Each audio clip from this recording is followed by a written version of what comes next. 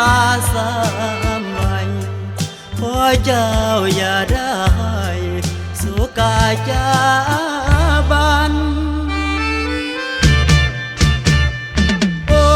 น้องบัวคำอย่ามัวครวญครำให้เสียน้ำตาน้องไปเสียทีเสียท่าพี่นี่นะยังคอยปลอบใจจะมัวโศกาทำไมพี่นี้เข้าใจในตัวน้องดีพี่ติดให้มันแล้วผ่าน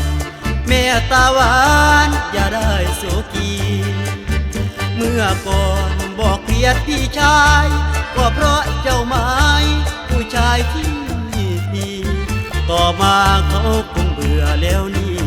แต่ตัวพี่นี้ยังรักน้องเหมือนเดิมเขามาเริ่มตกลงกันไหมที่เสื้อใจเถิดลารับรองอายหักจริงสิ่งที่แล้วขอให้ผ่านเลยไปอย่าสิมัวอะไรสิ่งที่สูญเสียแล้วแก้วยังงามผุดพองสีไม่มองถึงจะตกโลนตุ่มเปรียบมานีข้าลาเหมือนบัวคำยังน่าเชยชมถึงน้องจะผ่านสิ่งโสมมถูกเขาเล่าโลมที่ยังว่าน้องดีสีจะเหลืองจะลาพี่ไม่โทษหรอกนะถึงน้องจะมีราคีถึงใครจะไม่มองแง่ดีแต่ตัวพี่นี้ยังรักตรึงใจไผตามก่อนที่ตีเตียนก็สร้างที่สิเป็นผู้ลางที่เหมือนสิ้นกินข้าวความสาวไม่สำคัญดอกลาขอเพียงว่าหัวใจตรงกันสิ่งที่สูญเสียไปอย่าอะไรนึกว่าทานให้มันบัวคำเอ้ยน้องอย่าหวั่นสิ่งเหล่านั้นมันก็ยังเหมือนเดิมเริ่มยิ้มให้รักใหม่ปลอบหัวใจที่กระเจิดกระเจิงลืมเสียผู้ชายชั้นเชิงมาร่าเริงกับคนซื่ออย่างฉันคนคืออายก็ไม่ใจเบาลาหัวบ่เป็นดอกลาบ่เคยต้มผู้ใดขอแต่ให้น้องเสื้อศักดิ์ศรีถึงสิมีราคีพี่ชายสิยอมหรือยัง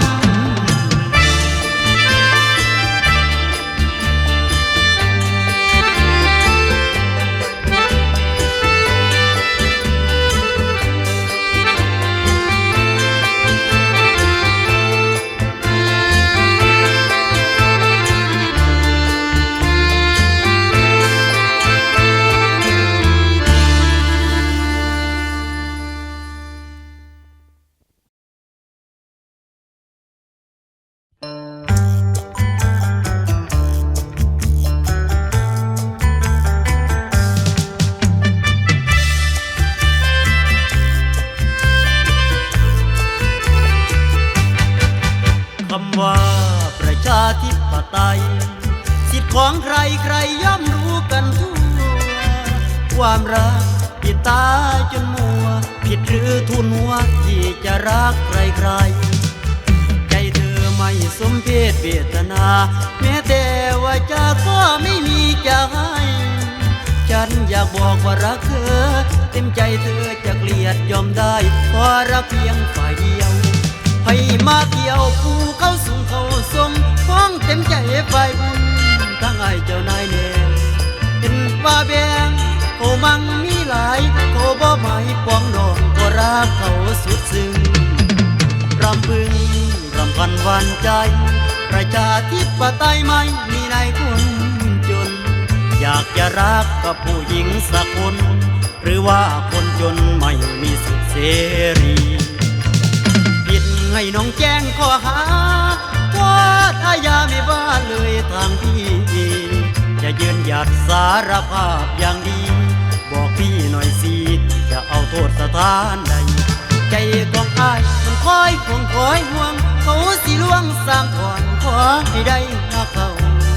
พอได้เจ้าเขาเป็นผู้เฉ ยชมได้ระเบียงลมพี่ก็บ่พอใจแล้วแก้วราคาเป็นแสนได้แต่เห็นสายตาจ้องมองเท่านี้พอใจแล้วน้องเหมือนแววแสงจันทร์นวลพองกระต่ายน้อยแอบรักแอบมองถึงจันทร์ไม่ส่องลุ่นลุงก็ตามพี่รักน้องเหมือนกันแอบรักแอบฝันน้องเอ่ยอยากห้ามถึงน้องจะชี้หน้าประนามเทียบทุกยามก็หักใจไม่ลงสมประสงค์ตั้งหวังดีเบาควางยกตัวในเถิดน้องที่หลงเพื่อหักลาเป็นห่วงอายผู้รักสมาคิดผิดด้วยใจคนจนหลงรักคนผู้รวยลำ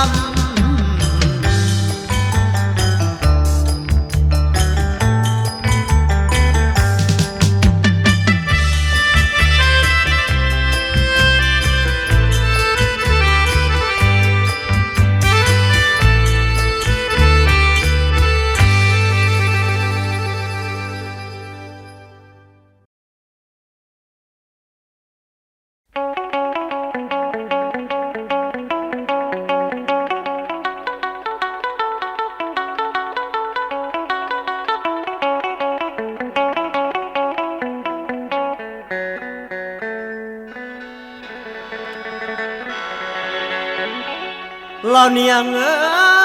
ยบองสลายกระมมเลี้ยวมีใจเดียวสิสอนบอนคำเจ้ายังเคยบอกอายบ่ตีเสื้อเผาสกุลลานางเอ้ยน้องมาทำให้เรื่องวุ่นเรื่องวุ่นความรักน้ออับปางเลยต้องมานอนค้างอยู่ผู้เดียวน้ำตาย้อยอยู่ผู้เดียวน้ำตา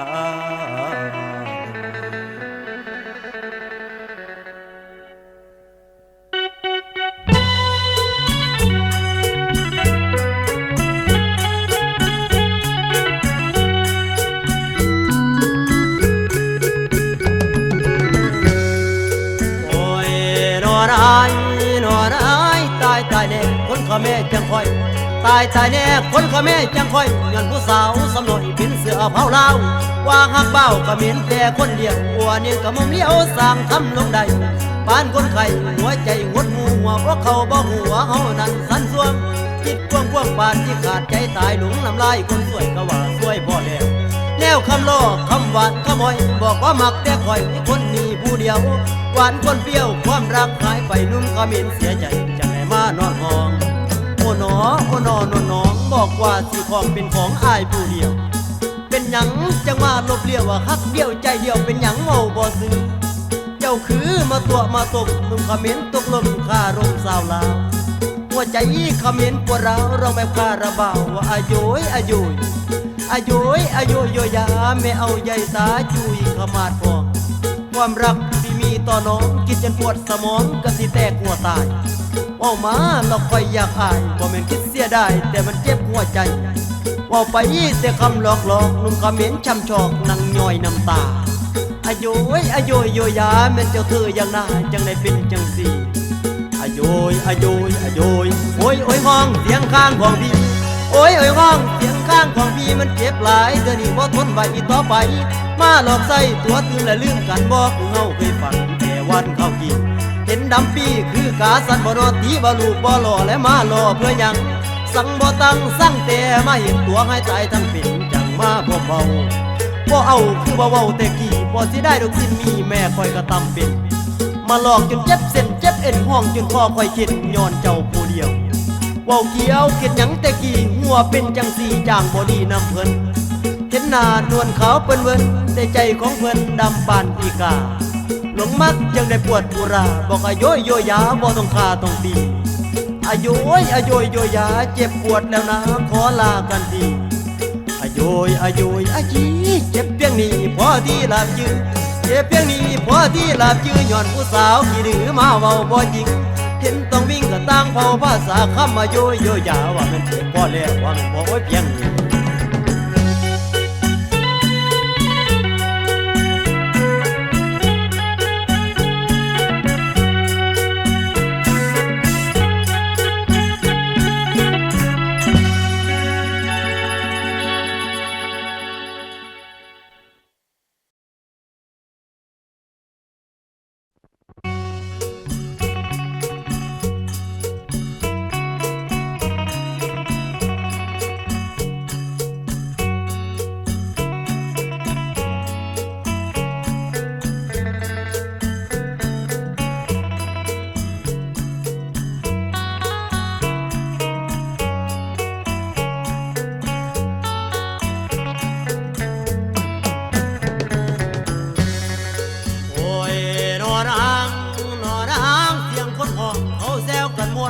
เสียงคนห้องเขาแซวกันมวนขบวนคืองานเจ้าแต่งดองเห็นแต่น้องเขาคู่เคียงขันตัดสัมพันธ์ทั้งรักที่ลงเพียงนี้สุขขี้มันในสัมพันธ์น้องแกในสายแน่นสงอยู่สู้เจ้ามั่งมีส่วนว่าพี่สุดที่ทรมานนางประหารหัวใจเน่าในทนเอาเพียงเขาเว้าคำขวัญน้องสั่งว่าอย่าฟังความหมากในงานห่างมุนมีแต่ว่าพี่มาคิดที่ทวนเน้นสติเป็นแนวตรองจังได้คล้องใจไว้เลยมาให้มันเหลือใจคมคืนเสียงสะอื่นจากอ้ายไว้พรให้สมไปพอแต่ได้ฝากส่งถึงนางพอเป็นทางมาเท่าถูกพี่ชายลงบางสุขเถิดนวลปรางเมื่อรักนางสมดังใจจงสดใส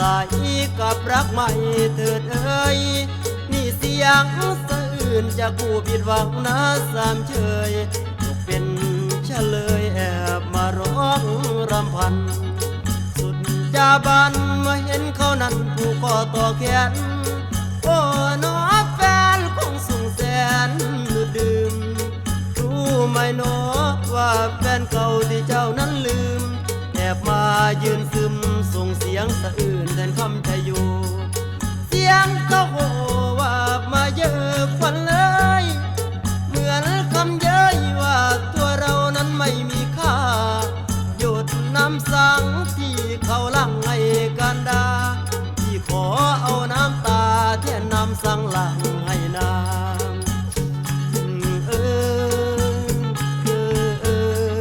จงเป็นสุขเถิดเอ้ยจงสุขีเถิดนางทางตัวอ้ายมันพอตายตาตึงทางตัวอ้ายมันพอตายตาตึงยืงแต่น้ำมองให้หัวใจเต้นสั่นสายโชคพี่ร้ายมีแต่ผิดหวังมีม่านพังที่หักคนบ่มีใดถึงจังใดก็ที่ทนนวดกันบ่ขอกันไปร่วมสำรวมจีที่ทวนสมควรน้องผู้เดียวรักผู้เบี้ยวแห่งเหี่ยวอับเฉาเขาผู้มาที่หลังในยังใจนางหูเอาเด้อสู่พี่ขอเป็นทางผ่านเอาเด้อสู่พี่ขอเป็นทางผ่านในสำราญตัวน้องพี่ขอของทรงพรเสียงออดอ้อนจากพี่คนจริงฝากถึงหญิงคนสวยอวยเสียงมาก่อนโชคดีนะบางอ่อนผู้ร่วมหมดที่เธอหวังขอให้รักฟังน้องจงกีรังเสียงจากผู้ผิดหวังสะอื้นสั่งจงฟังทีเจ้าสุขีส่วนที่นี้ต้องช้ำสวงวอนสิ่งศักดิ์สิทธิ์ทั้งปวงในโลกกว้างเป็นสักขีว่าผู้แพ้รักยังตระหนักด้วยความหวังดี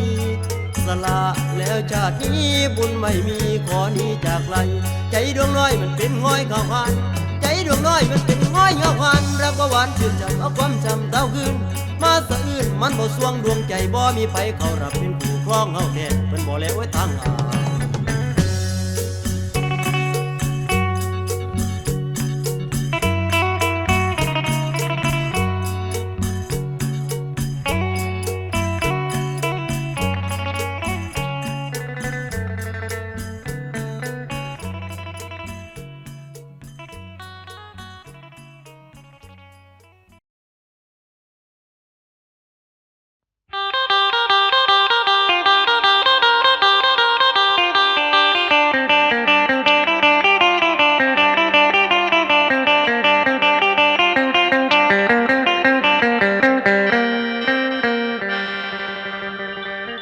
โอ้ยเนาะเกิดเป็นคนตำต้อยเนาะตำต้อยเนาะเลือดรังศิลปิน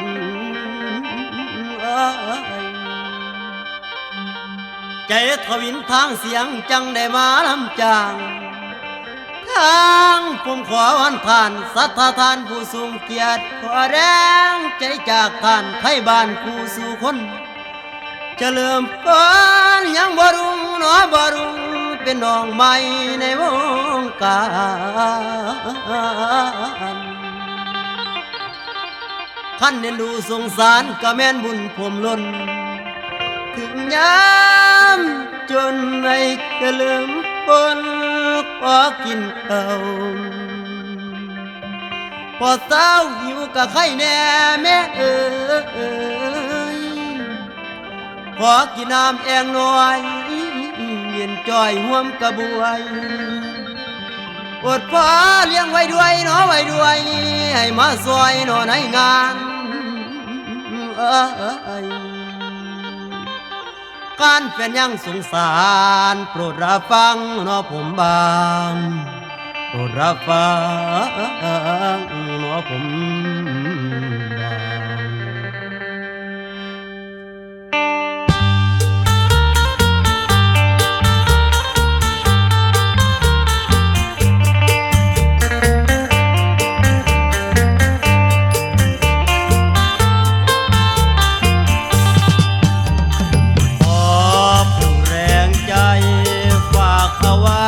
ขวัญใจสักคน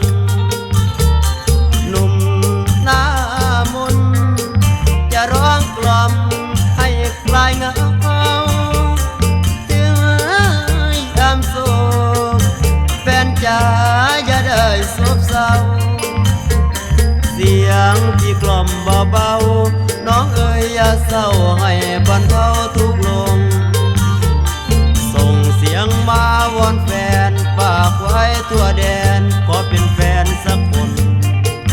เสียงจากหมอลำคนจนที่ต้องดิ้นรนขายเสียงเลี้ยงตัวครอบครัวผมมันยากจนจึงต้องจำทนเป็นหมอลำพเนจรจากบ้านไร้ที่หลับนอนจึงมากล่อมเป็นกลอนวอนแฟนเห็นใจจำเอาไว้เป็นแรงใจสะก่อนจำเอาไว้เป็นแรงใจสะก่อนผมขอวอนทุกทางทางด้านผู้ฟังฝากไว้บ้างเป็นมิตรใหม่จากคนเฉลิมพลเด้อครับผู้ผมลำลองขอเป็นลูกเป็นหลานย่าพ่อขอเป็นเพื่อนร่วมบ้านสัทธาทานอย่าลืมฟ้ามืดครึ้มอย่าลืมมุงแม็กสุรินทร์ฝากเป็นสินทางลำให้นำก่อนมาเบาน้ำก่อนไม่มาเบา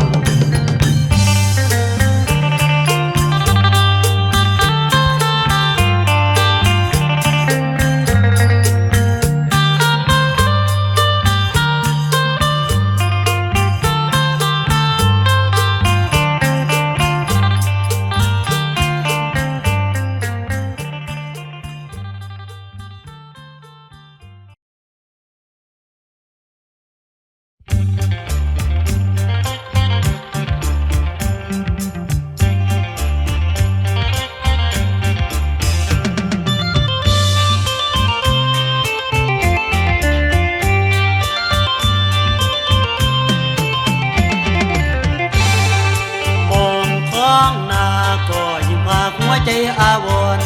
นกเขาจับจิงงอยคอนร้องมันวอนได้เอิ้นหาใจมือลอยเฝ้าแต่คอยเจ้าอยู่นามีเพียงบักตู่ขี้ตาเพื่อนกูค้าคอยปลอบใจไปใส่น้อ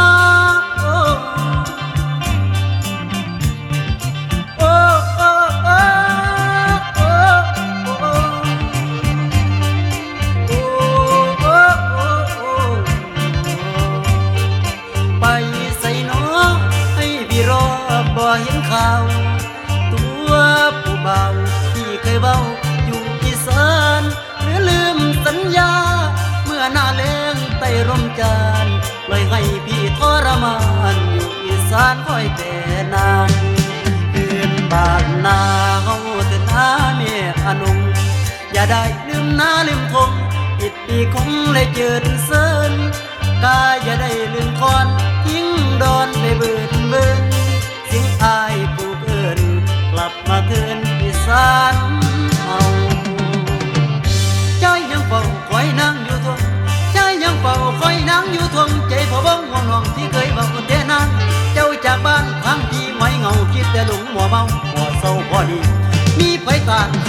ขโมยสาวสำเร็จสำน่อยบ่คือเที่ยดังนางหากน้องว่างให้มาแน่ทุ่งหัวยาสิตัวบ่ปล่อยหน้าคอยเจ้า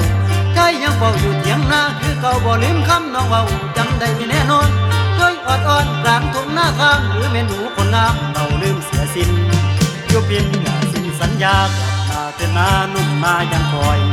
หรือลืมพี่แล้วเนื้อคลอยเจ้าจังปล่อยคอยแล้วคอยเรา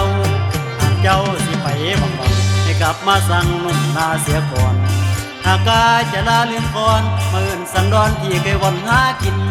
เป็นดินยาทวินเคียงดาวสาวเอ้ยสาวควรคิดเสียก่อนนกนั้นมันยังรักคอนเจ้าจะจากดอนคิดก่อนจะดีมีไผหลอกหลวงนางให้ลืมพี่มีไผหลอกหลวงนางให้ลืมพี่จังหนีไปมีจอยไผได้บ่คือหากคิดเพื่อนสิกลับดาวยามได้ให้กลับมาไว้หนุ่มนายังค่อยน้องหนุ่มนายังค่อยน้อง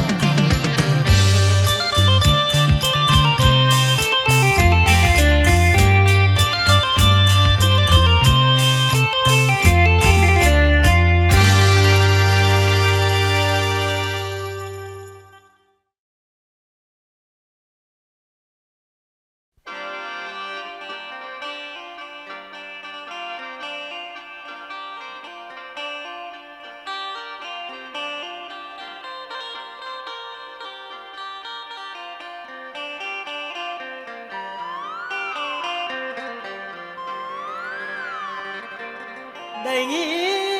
นกล่าวห้องง่อยควันจับเจ้า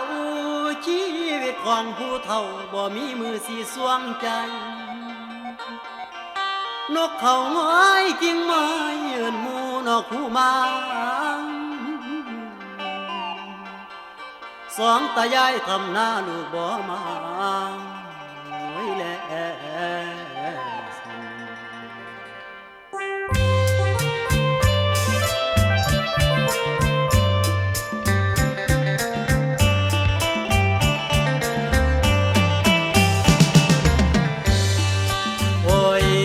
นายกะตัญญูว่ากูคุณจริงแท้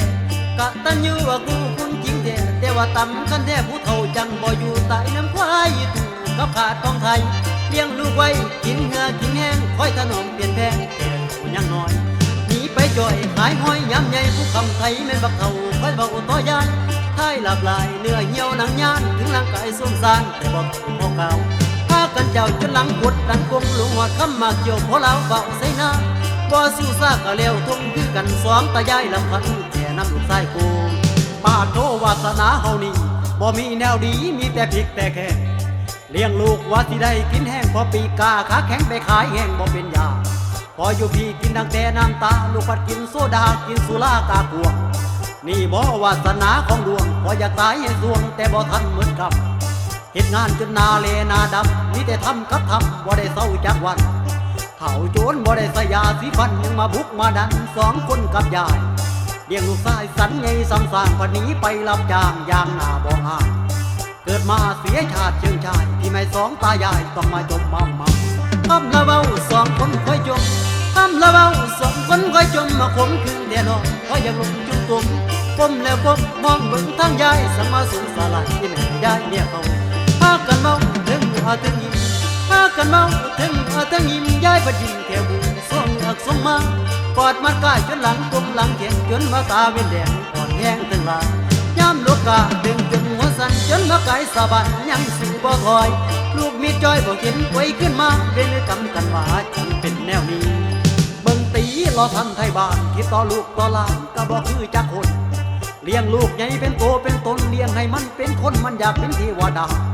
กลับมาบ้านกันบอกให้ไปหน้ามันผัดบอกหัวซาบอกอย่าหน้าอย่าปวดบอกอันใดมีสมบัติสนวนบรรมุกินเหล้ามาส่วนจับหาไว้ก็บ่ฟังกินมาแล้วถามหาแต่คนดังโว้ยจะแม่นคอยสั่งมันเบายากบ่ซาบอกสอนเป็นบัดเกียรติศาสนาความผิดบ่ทอเม็ดงาจ้าที่หนีลงแดนไทยบัดเขาบักเขาเห็นไว้กลับมายามใดจอกไปขายเอาเงินบอกไปหน้าจนได้เก็บดอกไม้เชิญปัญหาผู้เฒ่าพาเชิญคือเป็นกีฬาลูกชายตายตายตายตายลูกแถวบ้านทั้งหลายคือลูกชายพระบ่นอมพ่อเพียงนี้เตือนดีสานุ่มอยากให้พ่อแม่คุณแนวนี้บ่ดีคำกล่าวนี้เป็นที่เตือนใจพ่อให้จำเอาไปพิจารณาบ้างพิจารณาบ้าง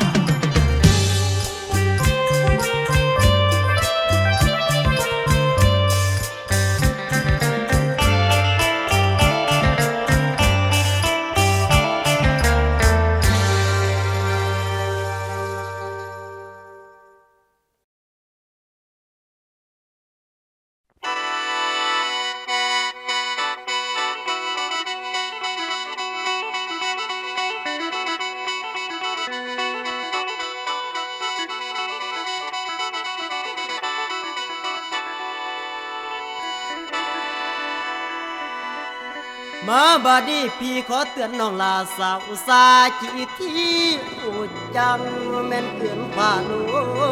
ตั้งเขาเนาะเอาหายรถกงในยามาเอานี้ไก่ขี้ข้านถีบรถข้าว่ามันจังโกตาบไว้รุ่นยุบสมัยหนุ่มเจ้าหน้ายางเข้าไก่แลบลิ้นใส่บ่พอตามมักแต่คู่ข้าว่าสมมูเฮาอย่ามาเบาเงินขายปอกับขายเขาเอาเที่ยวไปซื้อเกือบย้องคู่ขี้ลายมอบให้น้องอันใดกูเพิ่นจังเอาย่ำกลางเว้นเป็นนกเขานอนเว้นจนตาเปียกเวียกบ่เฮ็ดบ่สร้างไปเที่ยวเว้าแต่บ่าวคุ้มเฝ้ากับแม่ค่ายปูปาดงูเอาสิกัดกันแก้ความฝันปันหนังจีนยกแต่มือจนเจ็บท้องผูตะคองแต่เสียงเครื่องมูตือใสสิวิ่งผ่านถึงตาสมตาหวานจักยกมือยกไม้ไปยืนยิ้มใส่บ่าวคุ้มหอดย่ำกินยางใส่ตู้พ่อปั่นเพื่อนน้อไปหาจักเสียงหมาเสียงแมวคือความอยู่ในตู้เว้ากับคู่ปานกินเมี่ยงจนเป็นฟองออกเต็มปากโอ้ยจำแม่นอยากได้หายหมายซ่อนให้เพิ่นสูงเดี๋ยวเบิ่งเตียงเบิ่งตู้พ่อปั่นว่าน้อดงเสือตู้งามบ่เคยสักใส่เข้ามาเลยยุ่นไว้มอเตอร์ไซค์กายบ้านมือขั้วจันเลี้ยวรถจอดแลนสอดพุ่นสอดปีพ่อปานหมอทอดไข่ดาวคักละอีน้อมูเจ้าสาวสาจีตีโอ้บอกหูจักมองตัวว่าแต่งามน้อเกินบานยามมีงานไก่ขั้นบ่ไปแดดบ่ออกซอกหาเงินตั้งแต่เศร้าฟังเสียงเบาดาแต่มามันเสียงตายใสว่าใครให้แม่ออกกูเว้ากับคู่ผัดมีขาเว้าอยู่เฮือนมันเหลือหล่นเห็นคนจนมาเดินไก่ยับออกไปฉันเหม็นสาบบัดว่าคู่บ่อาบน้ำ3 มือกะว่าหอมอย่างเทิงเฮือนว่าแม่นข้าหากอมยินเสียงยางคนโศกันวันอังคารกับวันจันทร์เบิ่งทีวีปันเด็กน้อยนั่งรอคอยคู่มาเว้าเอาตาแนมตั้งแต่ท่าปานใดนอรถข้าบ้าจีที่โอสิแลนไก่โอ้ยพ่อใดแม่นอุ่นเคียงเดละแฟน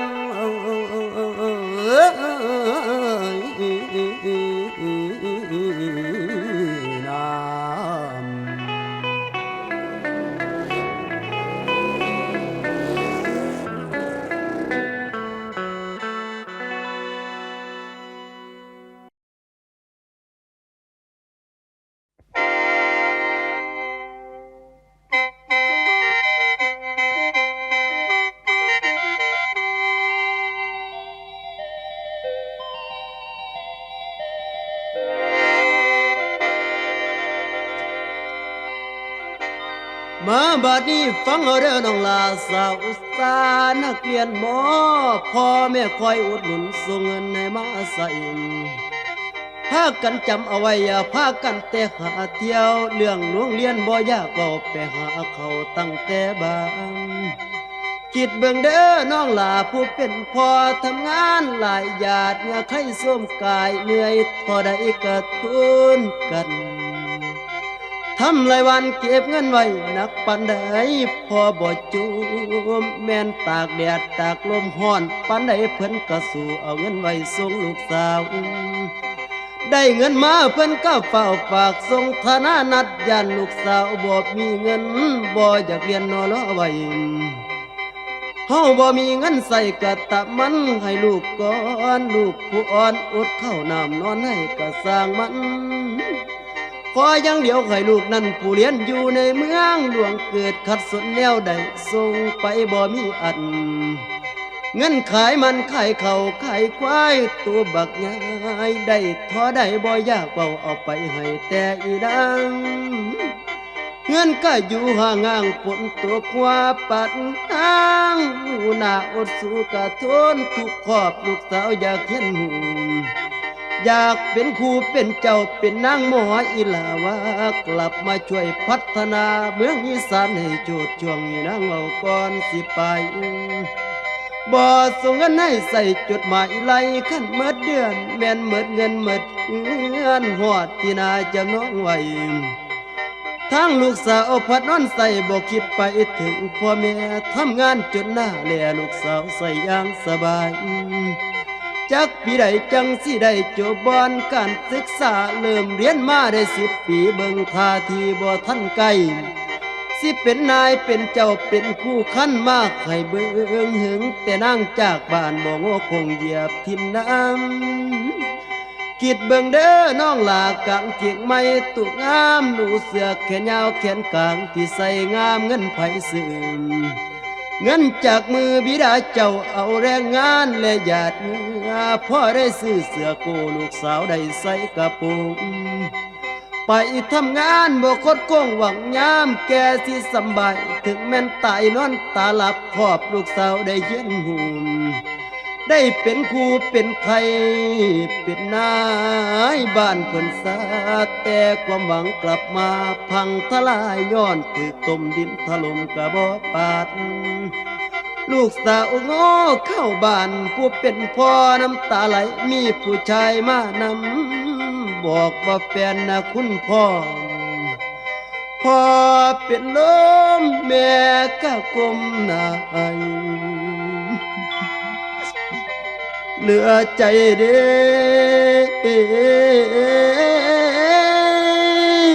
น้ำตาลังเลี้ยวบาดนี้เหมือนความหวังปะดินยากะบ่ได้เอาเงินใส่ให้แต่ผัวความรักมาเกือบกว่าเป็นคนสัวลืมบิดาอุตสาหาเงินมาส่งให้เรียนแต่ยังหน่อยเหลือแต่ไฟกับดำมันจิบหายเมื่อทุกอย่างคักละน้อยอีนางปะลินญาหน้าเบื่อไปยืนเสริมอยู่รอบาดเดละนางโอ้ย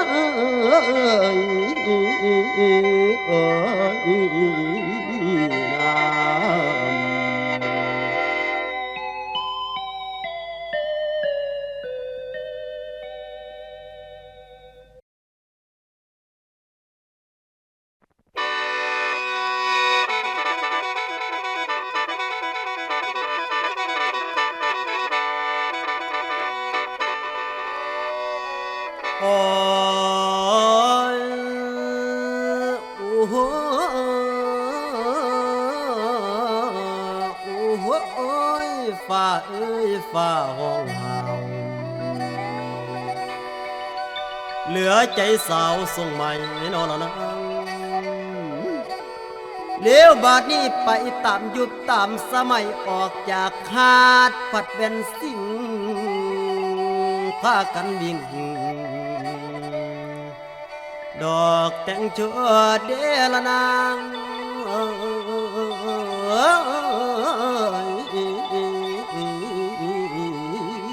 นับ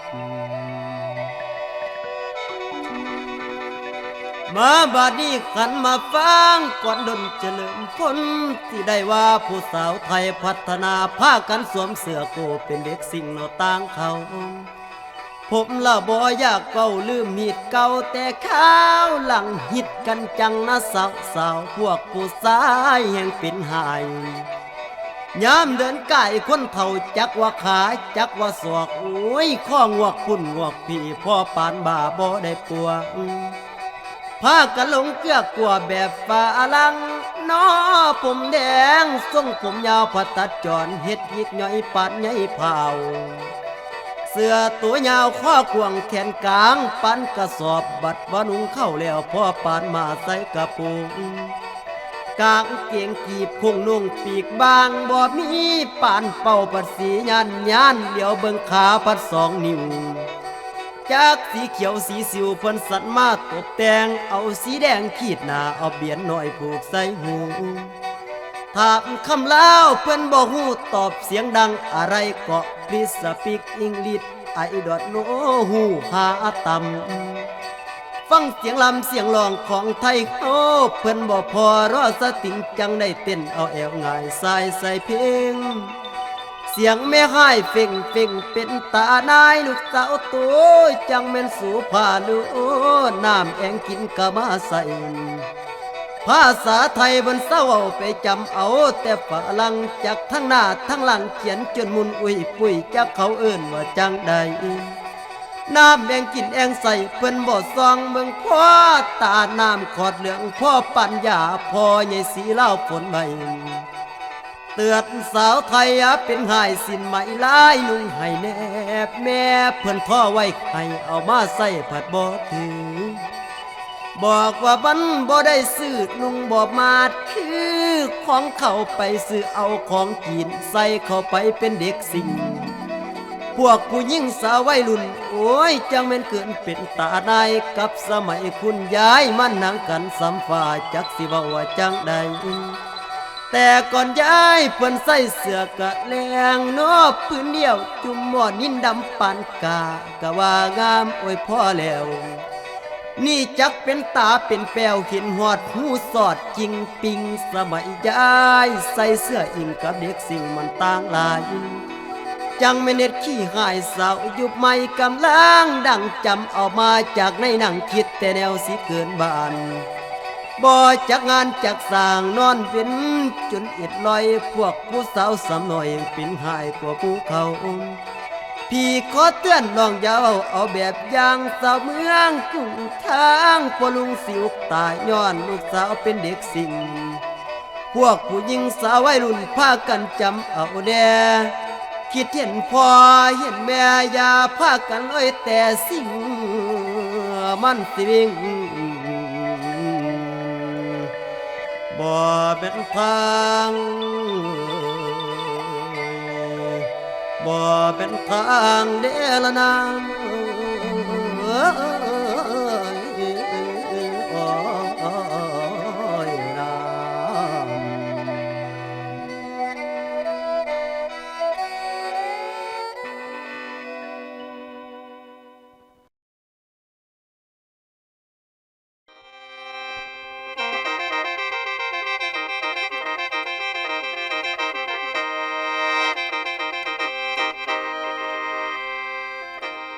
มาบาดนี้ตาเหลียวมองเบิ่งน้ำบึงแกงพาลานล่วง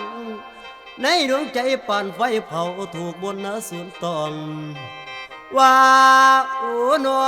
นอนน้องสาวพาลานเว้าบ่ซึ้งแล้วบาดนี้บ่ยึดถือรักมันคืออายผู้นางคอยเด็กจนน้ำหมอกย่อยห้ำกิ่งม้วนสนแต่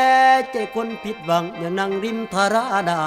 ำคิดเห็นคำเคยเว้าเคียงกันแต่ครั้งก่อนยามสงกรานต์หน้าฮ้อนได้ไปไหว้พ่อพาลานนับแต่น้องจากบ้านแต่เดือดยีบ้านปีกายหรือลืมชายคนทุกจังบ่โง่โอยขึ้นบ้านสุขสำราญมีเงินใส่ปิดแนวได้จังบ่ตาหัวอกชายนั้นปวดหนาวคิดถึงน้องอยู่บ่ลืมมือได้ฝ่ามืดขึ้นมานั่งเจ้าอยู่ริมบึงคิดคะนึงถึงแฟนรักที่จากไปบ่ขึ้นคงไปหลงลมผู้ใดแล้วจังลืมชายคนเก่าเขายังคอยนั่งเฝ้ารอเจ้าอยู่ฟังบึงบางวันคิดซึ่งอยากตายสวงนอกหัวใจหมดความหมายและชีวิตแบนอยู่ไปก็คงบาเหลียวทางหลังทางหน้าบ่เห็นคนเดินผ่านได้ยินเสียงกังวานว่าอย่าเด้อลูกหลาจงอดกันอย่าคิดลายกูเข้าลงนั่งห้องไห้เหลือใจเด้งโอ้ยน้อพองลูกทนร้อยจนว่าหอดมือนี่บ่เห็นน้องแม่นเต้าบ้างคำสาบานรักทอฝากเขาบอกว่าบ่ลืมกันพ่อพาลานก็เคยเห็นลูกยังเคยไปวอนเว้าเขามาลืมแฟนเขาจังนี้ไกลบอกคงตาวิทจากฝนแล้วแม่นหนาวฝนจากหนาวแล้วแม่นหอนแต่เขานั้นก็บ่ขึ้นยืนประคองสติตั้งอยู่กลางบึงเอ้ยข้างเจ้าพร พานมมือนอจอกกองให้องค์เจ้าจงละมอง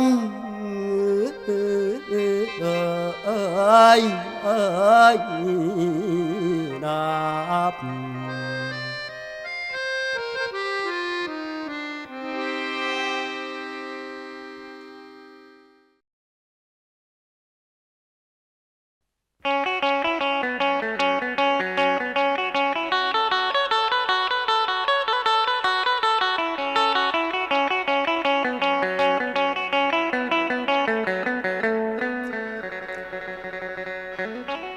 เหล่านายเอ้ยนายป้อยเขาแพงเล่าทองคอยยืงน้ำลายไหล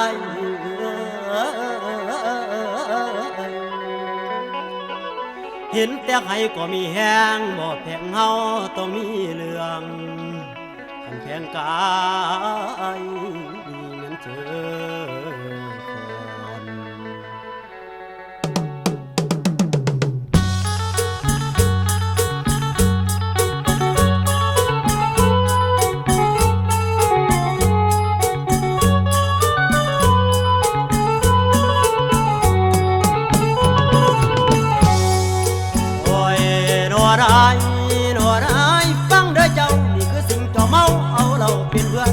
เกินจากที่บ่มีแล้วบ่เศร้าทั้งใส่เหล้าได้ย่อหายลงไปขั้นเป็นซึ่งยามได้บ่สางเศร้าจากมือเห็นเขาสื่อถือกายเหล่าพานทรมานท้องนอนบ่อยากคอยแล่นนำบ่อยากลำหอดงอนคนถือมันสิตายมันลืมบ่เพียงเฮาจากคงท่านเคียงคงขอคงกับใครแน่พอได้ถอนได้แก่เสียเลื่อยต่อไปขั้นแพงให้สิกินบ่มีคืนบัดยามคืนหลวงพ่อสินั่งรอมือคำว่าคือบ่เคยมีจากเถื่อคำว่าเหลือว่าขาดตั้งมียาถามเฝ้าเรื่องน้ำผ้าเซลผ้าวินถึงสิหยดลงดินสินั่งเลียจนเกียงบ่ได้เกี่ยงบัก10ให้8องค์มาว่าเราลงหรือสิเป็นสาโทเอามาลูกมันสิมีแค่โอคอยบ่ได้โวนี่หักเป็นความจริงกินจนกินคอรอจนหมายยังข้อมันเต้นขามไปเลยตื่นมายังกินได้สะเบยถึงจะซึมไปเลยแต่ไม่เคยถอยลงไม้เพียงคงเอาความเมาเป็นใหญ่ไม้เพียงคงเอาความเมาเป็นใหญ่กินแล้วไปเรื่อยๆ10มือบ่คืนลุยลาบลื่นงานวัดงานผีว่าแต่มีคนแซวทั้งแหวไปเที่ยวจองเห็นเพียงมองเขากินกับไข่แน่เห็นแก่ขวดแก่แก้วมีแห้งแล้วหมูเอ้ยพ่ออยากเตยน้ำกินน้ำห้อยไปหมอลำซ้ำซอยคอยน้ำเป็นกินเห็นคนไข่นอนโซตัวสันจากวันใดสิหมอยคอยจ้องสองแนมพ่อได้แก้มกินซอยบุญผีขั้นมันมีคนตายต้องหมายไปค่อยเบื่อปีเดือนบ่ได้หยุดได้หย่อนบ่ได้อ่อนซ้อนกาเบียกาบงางชายาบักเมาไรเทียมทานเมาจนลุ่มจนคลานนั่นคืองานประจำบ่เคยทำสวนปอสวนป่าบ่เป็นคนขี้ข้านนอนเล่นอยู่เฮือนหน้าที่ไม่เคยล้าเลือนมาเป็นปีเป็นเดือนเหมือนทำงานราชการเพิ่นบอกงานไปซอย5 บาทตลอดจนดาขาดกินเมิดมือเมิดคืนเมื่อบ่หนีไปกินทางอื่นถ้ามีเสียงคืนมันแสนชื่นหัวใจจำเอาไว้คันไว้สิมาแข่งจำเอาไว้คันไว้สิมาแข่งภาษาเองนั่นหน่อยเพียงหน่อยบ่ยังกินบ่จังอย่าเฝ้าฟังมาลองคันเจ้าของจริงๆอย่าแต่วิ่งลงพื้นหัวยามาทาง